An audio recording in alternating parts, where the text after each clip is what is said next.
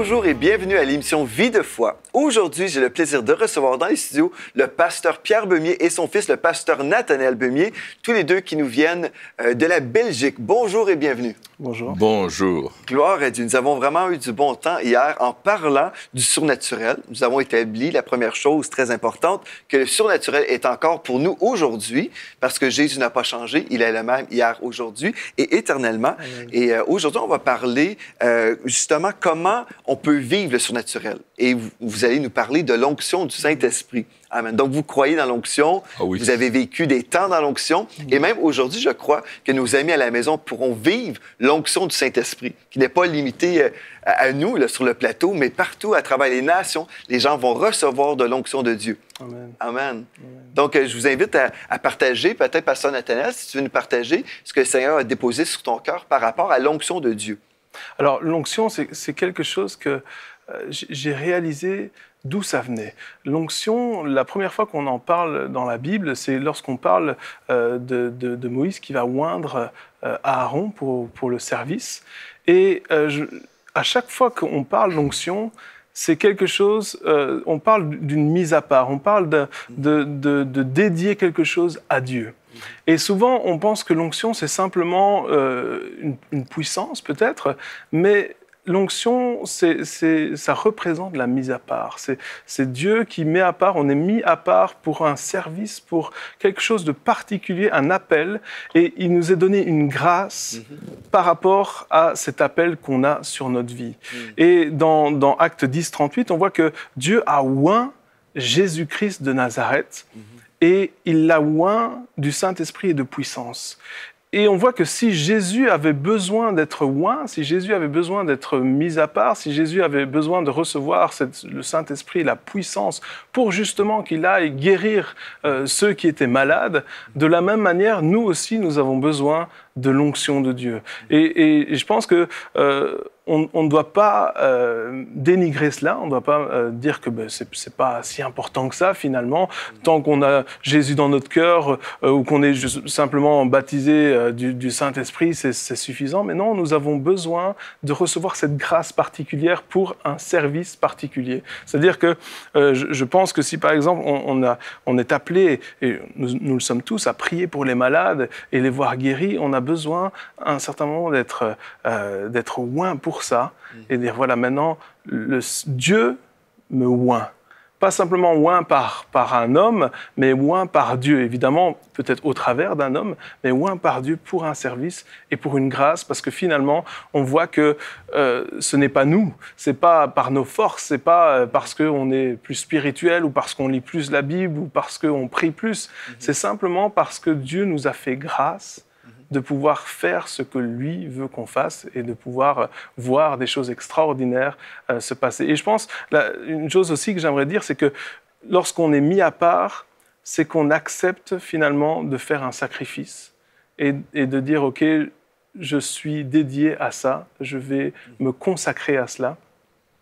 Et j'aime le passage, une citation qui dit « On aime sentir les roses, mais pas les épines. On aime sentir l'odeur de la rose, mais on ne veut pas sentir les épines. » Et je crois que lorsque on veut voir des signes, des prodiges, des miracles, lorsqu'on veut voir Dieu agir, il faut aussi dans notre vie être prêt à se séparer de certaines choses, être mis à part pour voir justement la manifestation de Dieu en nous et au travers de nous. Si on veut vivre le surnaturel, donc on comprend qu'on doit vivre l'onction de Dieu, qui est vraiment la présence de Dieu, n'est-ce pas? Mais comment arriver à vivre cette onction-là? Il y a des gens qui disent, bien, si je passe 2 heures par jour dans la prière, si je prie en langue 3 heures peut-être, ou là, je vais avoir de l'onction. Mais tu nous parles d'une grâce, donc c'est une faveur que Dieu nous fait. Là, ce n'est pas par les œuvres, comme le salut, ce n'est pas par les œuvres, c'est vraiment un don de Dieu qu'on reçoit par la foi. Mais quelqu'un qui dirait, j'aimerais ça faire comme vous. Vous priez pour les malades, vous voyez beaucoup de personnes guéries, et j'aimerais ça, vivre le surnaturel, mais je ne sais pas trop comment recevoir cette onction. Qu'est-ce qu'on doit faire pour recevoir cette grâce? Moi, je vais revenir dans les Actes des Apôtres. Là, on était au chapitre 10 et on parle de Jésus. C'est Pierre qui va prêcher à Corneille. Donc, il va lui dire quelque chose que lui ne connaissait pas spécialement, puisqu'il était non-juif. Et là, l'onction va remplir cette pièce et ils vont commencer à parler en langue, etc. C'est extraordinaire. Ouais. Mais dans Acte 2, il y a une promesse de Dieu qui va s'accomplir. Jésus a dit aux disciples dans Acte 1 de ne pas quitter Jérusalem jusqu'à ce qu'ils aient reçu ce que le Père a promis. Vous recevrez une puissance, le Saint-Esprit survenant sur vous, et vous serez mes témoins. Amen. À Jérusalem, en Judée, etc., jusqu'aux extrémités de la terre. Quelle parole extraordinaire. Et au chapitre 2, ils sont tous ensemble dans cette chambre haute. Ils ont commencé à 500, ils ont terminé à 120. Ouais. Il s'est passé quelque chose. Oui. Mais les gens qui sont restés 10 jours dans cette chambre haute, ont reçu, ils attendaient de recevoir ce que le Père avait promis. Et Nathanaël nous parlait tout à l'heure de Moïse qui va oindre Aaron. Ici, c'est Dieu qui nous oint lui-même. C'est ça. Alléluia, c'est extraordinaire, c'est la grâce. Et là, ils sont en train d'attendre parce que ils n'ont jamais vu ça. Et ils veulent obéir à un ordre qui leur a été donné et ils ne savent pas trop ce qui va se passer. C'est ça. Et là, tout d'un coup, la Bible dit, soudainement, tout d'un coup, il vint du ciel un bruit comme celui d'un vent impétueux et il remplit toute la maison où ils étaient assis. Des langues semblables à des langues de feu leur apparurent séparés les uns des autres et se posèrent sur chacun d'eux. Et ils furent tous remplis du Saint-Esprit et ils se mirent à parler en d'autres langues selon que l'Esprit leur donnait de s'exprimer. Et là, il va y avoir quelque chose qui va se passer, il y a un changement dans la vie des 120 qui sont là, ils sont remplis de feu, il y a quelque chose qui les pousse à faire quelque chose qu'ils n'ont pas l'habitude de faire, ils vont sortir, ils vont commencer à parler de Jésus, les foules vont venir, résultat du fait qu'ils ont été oints, qu'ils ont reçu l'onction, 3000 conversions. Mais on voit des signes. Le vent impétueux, on peut traduire par tornade, tellement c'était... Le bruit devait être terrible, les langues de feu, le parler en langue, toutes ces choses qui sont là, la prophétie qui sort, les merveilles de Dieu qui sont données. Waouh! Mais c'est Dieu lui-même qui a oint les 120. Et puis il va continuer, jusqu'à aujourd'hui, il veut continuer à nous oindre, mais c'est Dieu lui-même qui va le faire. Et il veut le faire. Il veut nous donner cette onction, cette présence du Saint-Esprit. Il suffit de le demander, par la foi, on le reçoit. Si on veut recevoir cette onction, mais par la foi, on vient devant Dieu, on dit « Seigneur, je reçois cette onction, je me mets à part pour toi ». Et là, il y a peut-être des décisions à prendre dans notre vie, des choses que nous devons abandonner, des choses que nous devons couper dans notre vie, des choses que nous faisons, des amitiés, des choses semblables que Dieu va nous montrer que... Donc, tout simplement, si vous répondez à ma question, c'est qu'il faut simplement le demander. Oui. Si on le demande au Seigneur, Dieu va nous le donner. Mais après aussi, on reçoit l'onction de Dieu. Mais après, pour maintenir l'onction de Dieu, on doit faire du ménage dans nos vies. Par exemple, si on prend un café avec, on va dire, en tout cas, une personne qui aime faire de la médisance, par exemple, bien, on sait que l'Esprit de Dieu en nous va être attristé, n'est-ce pas? Donc, on devrait prendre une décision et dire... OK, si je veux vivre dans l'onction, je dois entretenir la présence du Saint-Esprit dans ma vie, être sensible aussi du fait que l'Esprit de Dieu peut être attristé par telle ou telle chose. Et je vais me garder vraiment avec le Seigneur, être mis à part comme tu expliquais. Et c'est comme ça qu'on peut vivre l'onction qui va aller en grandissant, n'est-ce pas? On va vivre de plus en plus d'onction. Avec les années aussi, hein? Comme on est consacré, comme on cherche la face de Dieu. Mais on ne peut pas acheter l'onction avec 3 heures de prière par jour. Ah non, on ne peut pas l'acheter, non, ça c'est sûr. Parce que Dieu n'a rien à vendre. C'est sûr, non, absolument. Et moi, si je pense à l'onction, je pense que la première fois que j'ai vécu l'onction d'une façon tangible, c'est quand j'avais 10 ans. J'étais avec ma sœur à l'église. On avait reçu un homme de Dieu à l'église à l'époque et il prêchait sur le baptême du Saint-Esprit. Donc, moi, à 10 ans, je me suis dit, je veux recevoir le baptême. Donc, je suis avancé en avant avec plein d'autres personnes et je me souviens, l'onction de Dieu est descendue sur moi. J'ai senti comme une flamme de feu venir sur moi d'un seul coup et puis je me suis mis à parler en d'autres langues. Pour moi, c'est mémorable. Je me souviens de cette expérience et c'est spécial parce que ma sœur a été baptisée du Saint-Esprit au même moment.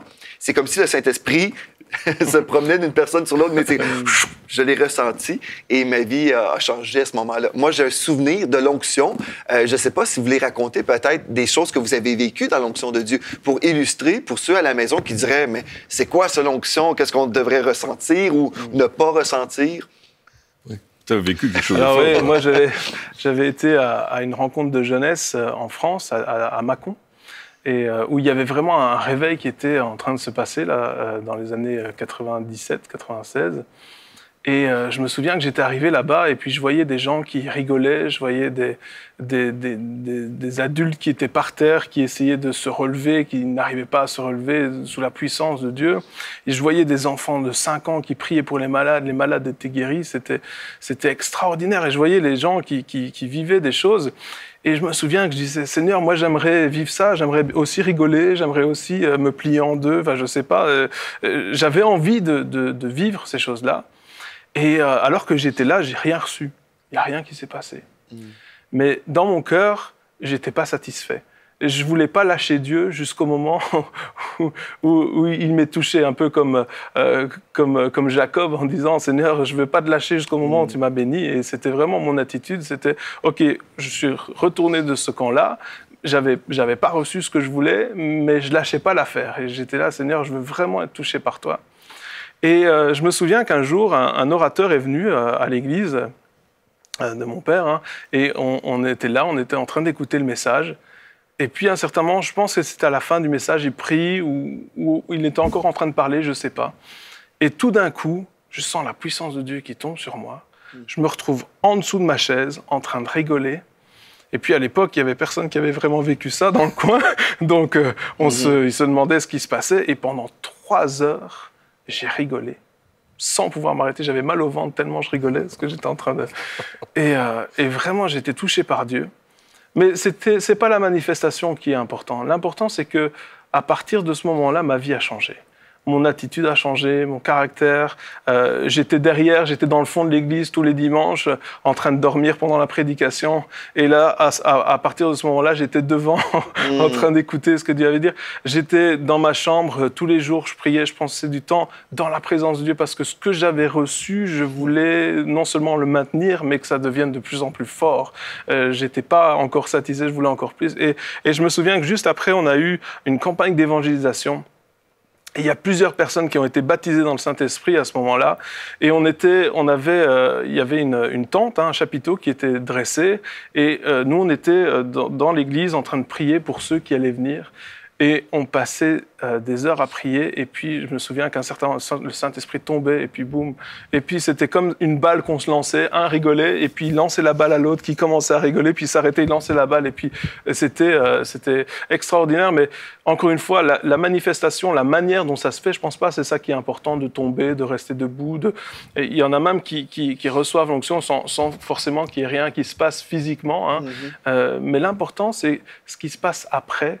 C'est qu'on voit qu'il y a du changement. Lorsque l'onction de Dieu descend sur nous, il y a un changement dans notre vie. On va ressentir quelque chose aussi. On va sentir quelque chose, mais il va y avoir une différence. Les autres vont le voir. Absolument, c'est ça. Les autres vont le voir. Et ça, c'est important. Oui, les autres ont vu quand Nathanaël a changé.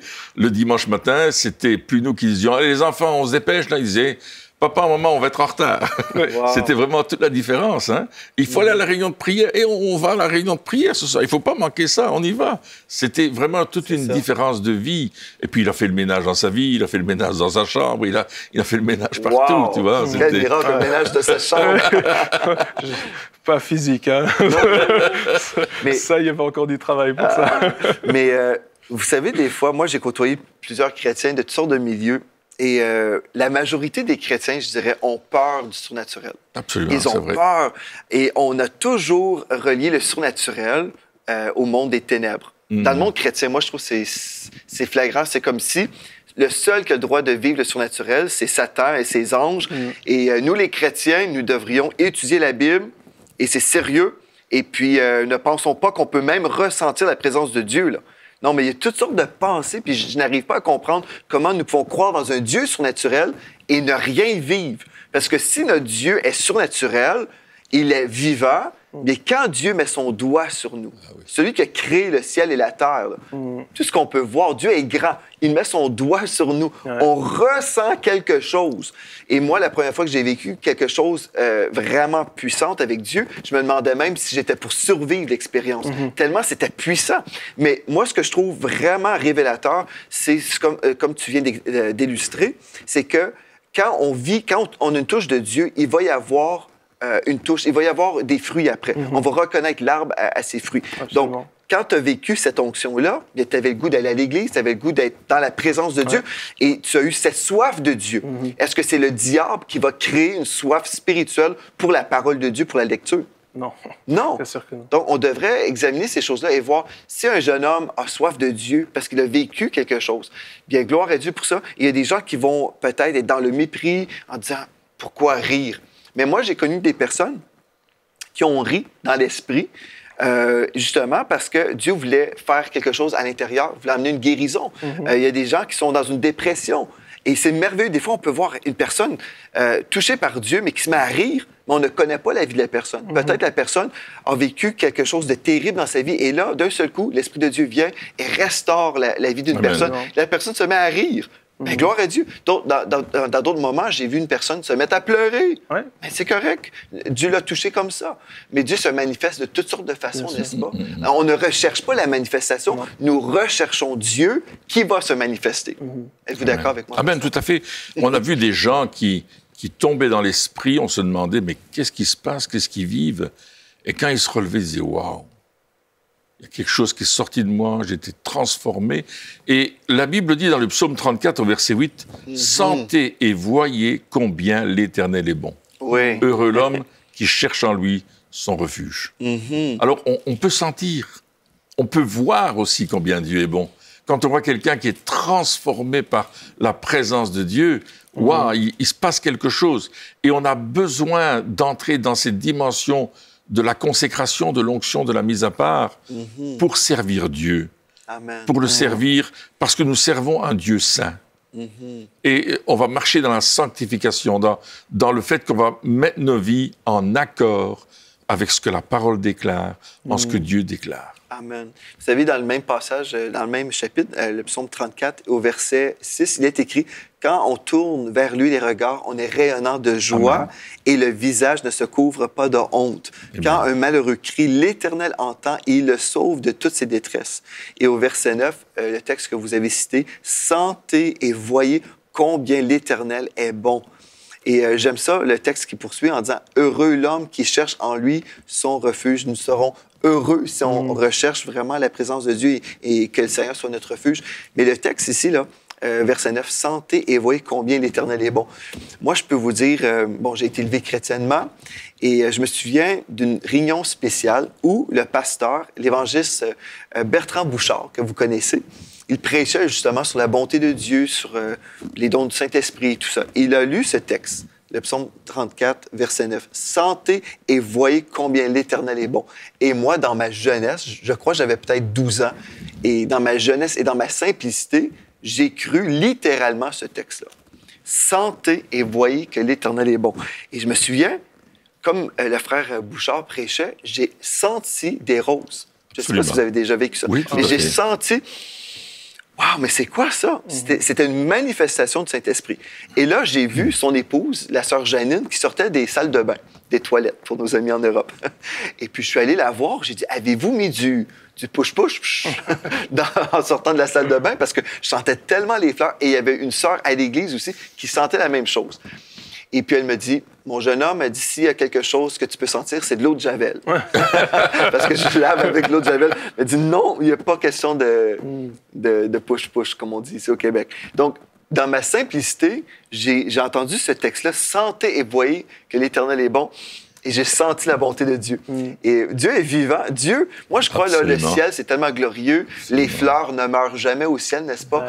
C'est vraiment la vie. Et des fois, Dieu aime ça, nous envoyer juste comme une touche de la vie, une senteur divine, pour juste nous montrer qu'il nous aime. Et puis, nous sommes des ambassadeurs de Christ sur la terre. Amen. Il nous envoie des odeurs célestes. Amen. Alléluia. C'est merveilleux. Oui, c'est extraordinaire. Donc, le rôle, aujourd'hui, on parle du rôle de l'onction pour vivre le surnaturel. Parlez-moi peut-être du rôle de l'onction par rapport au ministère de guérison que vous avez. Alors, à un certain moment, j'apporte une prédication, la parole de Dieu. Pourquoi? Pour encourager les personnes, pour fonder la foi sur la parole.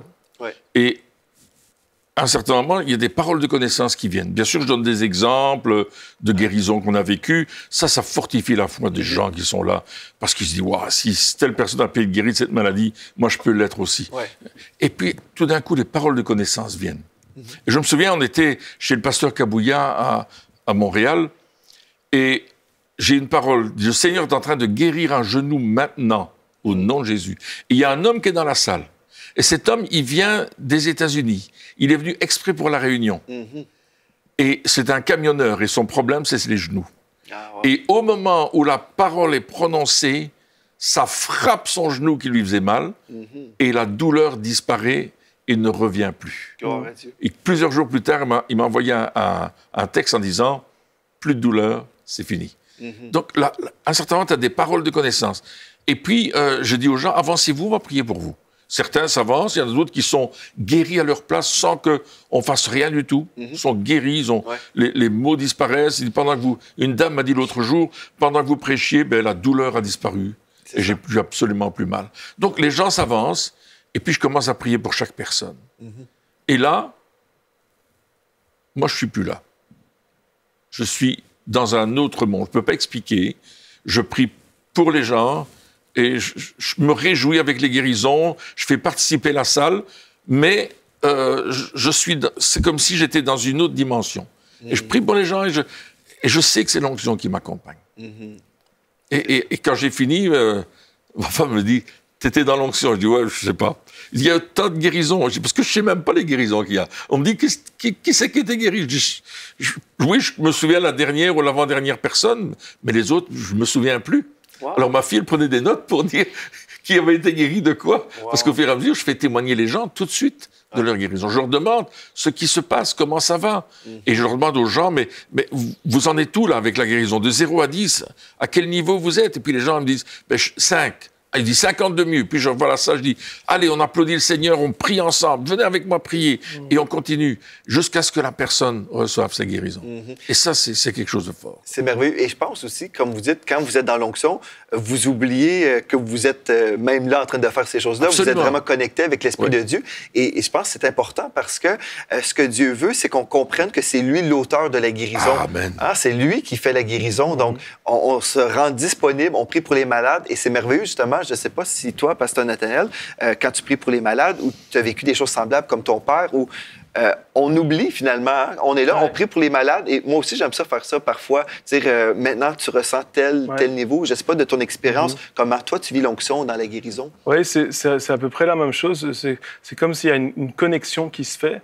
Et souvent, lorsque je prie pour les malades ou pour les personnes simplement qui ont besoin de prière, c'est comme si Dieu met les mots dans ma bouche pour prier spécifiquement pour un problème en particulier. Souvent, lorsque quelqu'un dit qu'il a mal au genou, peut-être que c'est le problème bien plus spécifique que ça. C'est peut-être pas le genou vraiment qui a besoin, mais le genou n'est que le fruit finalement de la maladie. Et alors que je prie, j'entends des mots que je comprends pas, des mots médicaux, des termes médicaux que je comprends pas forcément, mais je les dis et je les proclame et j'appelle la guérison là-dessus. C'est une connexion qui se fait vraiment entre le ciel et la terre. Et où, voilà, c'est comme si Dieu me souffle à l'oreille ce que je dois dire et pourquoi je dois prier, parce qu'on ne sait pas toujours. Et les gens ne savent pas non plus toujours ce qui se passe vraiment. Et voilà, et on voit que Dieu agit, que ce soit dans la guérison, mais aussi souvent, c'est au niveau... Il y a beaucoup de personnes qui sont malades dans l'âme et qui ont besoin de paroles d'encouragement et de paroles de guérison. Et souvent, j'ai vraiment à cœur ce ministère d'encouragement. Révéler l'appel, révéler qui Dieu dit qu'ils sont. Et souvent, il y a beaucoup de guérisons qui se font aussi au travers de cela. La guérison de l'âme, c'est une chose que j'ai vue. Je reviens justement d'un voyage en Europe, en France et en Suisse.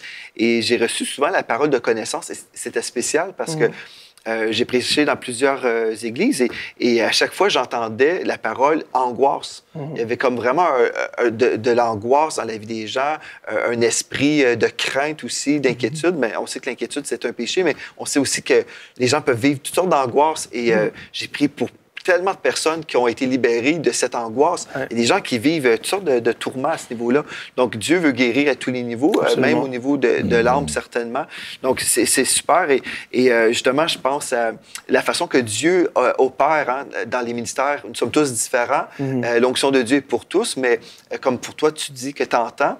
Moi, la façon que je reçois des paroles de connaissance, c'est souvent avec des visions. Moi, c'est comme ça. Dieu me montre, je vois quelque chose. Toi, peut-être aussi, tu vis ça. Oui, mais je vois aussi beaucoup de visions. Mais moi, visions, principalement, c'est ce que je vois. Et il y en a d'autres, c'est beaucoup ce qu'ils entendent dans l'esprit. Hein. Et ressentir aussi. Aussi, Il y a trois choses, oui.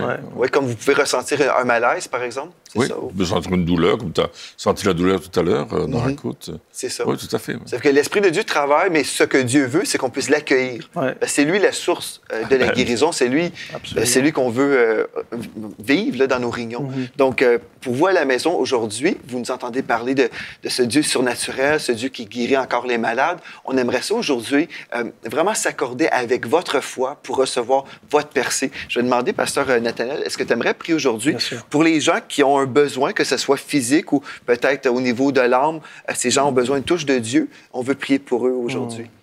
Eh bien, Seigneur Jésus, au nom de Jésus, maintenant, je proclame maintenant des guérisons de cœur, des guérisons de l'âme, des guérisons physiques. Amen. Seigneur, je te remercie parce que tu es le Dieu qui guérit, tu es le Dieu qui agit. Et Père, je prie maintenant pour une révélation de ta parole. Seigneur, je prie pour que tu les éclaires, qu'il y ait un réma, que vraiment, Seigneur Jésus, ta parole devienne vie en eux, afin qu'ils puissent comprendre et réaliser que toi, tu es celui qui non seulement est capable de guérir et de restaurer, mais tu es celui qui veut et qui va le faire.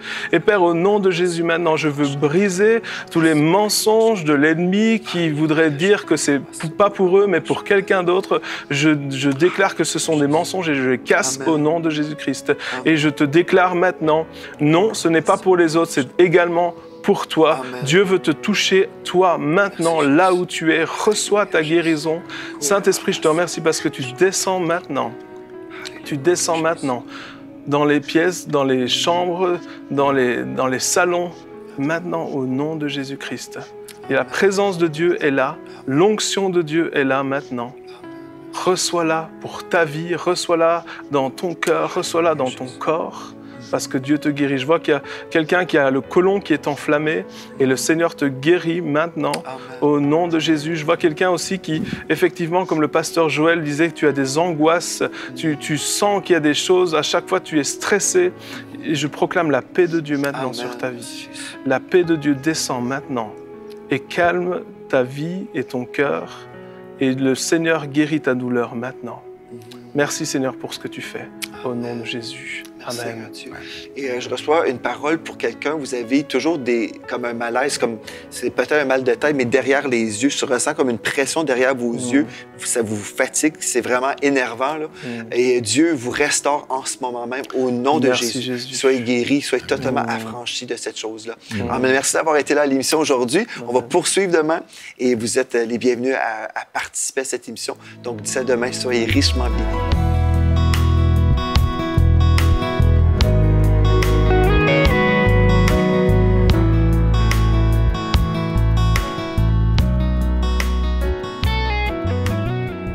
Cette émission est rendue possible grâce au précieux soutien des partenaires d'Enseigne-moi Canal International.